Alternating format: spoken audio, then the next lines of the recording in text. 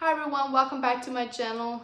I know I'm a day late, but I still wanted to get on here and talk to you guys instead of waiting till next week because who knows what I have going on next week. But anyway, I wanted to talk to you guys about Amish teens and phones. And I know I've had this conversation with you guys before. It might have been just in a short or something, but I know I've had the conversation. But I wanted to bring it up again because over the past 9 to 12 months, probably over the last year, I've had so many Amish teens reaching out to me. Like, these are kids that I used to babysit. Well, I guess they're not kids anymore, but in my mind, they're still kids. You know? Because like it's been about it'll be 6 years this fall that I was back visiting my family. And so some of these kids, they went to school and were in the same class as my little siblings. So that means my little siblings are not little siblings anymore. And that's so crazy to me.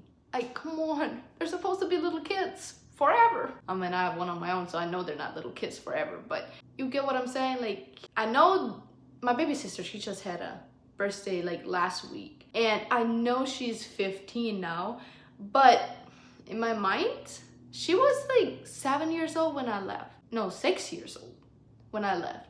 So in my mind she's still 6 years old. I know. And she graduated school.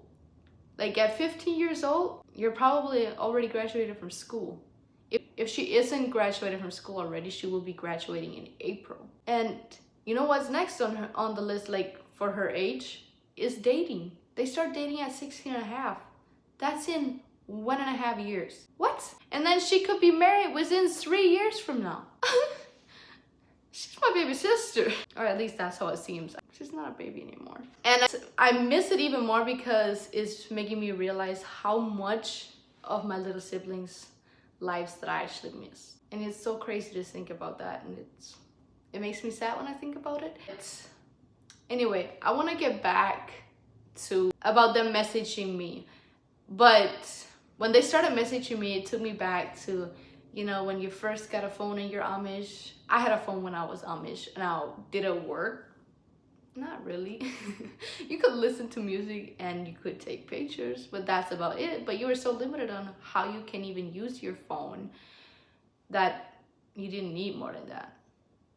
But yeah, it's just, I used to babysit them, and they talk about it all the time now, like how it was when I was babysitting them. And honestly, seeing it from their point of view is it's so good, because like, you know, you have like your viewpoint of what kind of babysitter you were or what kind of person you were at that age. And talking to them, I realized that like just hearing all like everything from a different perspective is so eye-opening. They one of the ones that I talked to, the first thing she said was to apologize for their behavior when I was babysitting them. I babysat for multiple families.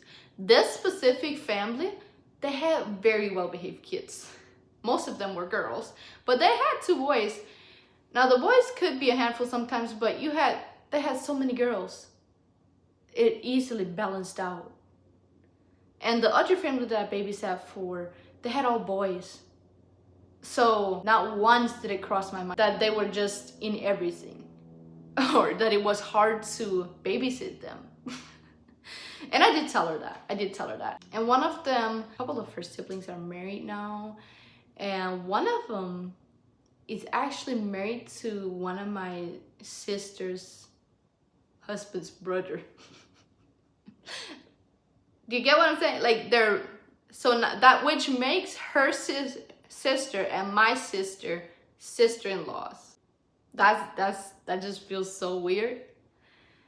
And one of her other sisters, she just got married a couple weeks ago, not that long ago. But yeah, so she told me about that. She was so excited about it.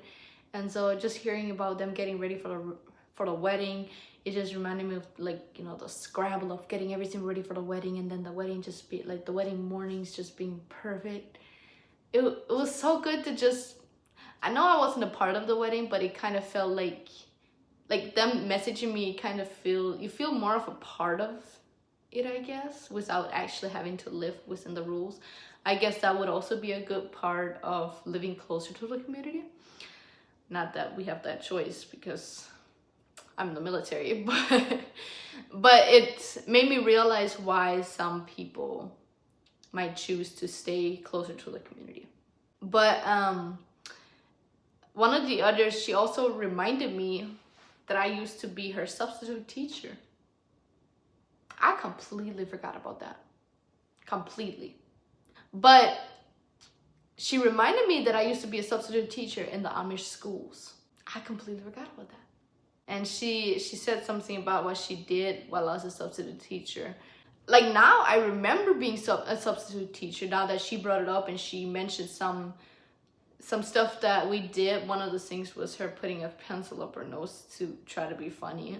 And she felt so bad about that, which we're all kids at some point, and as we should be.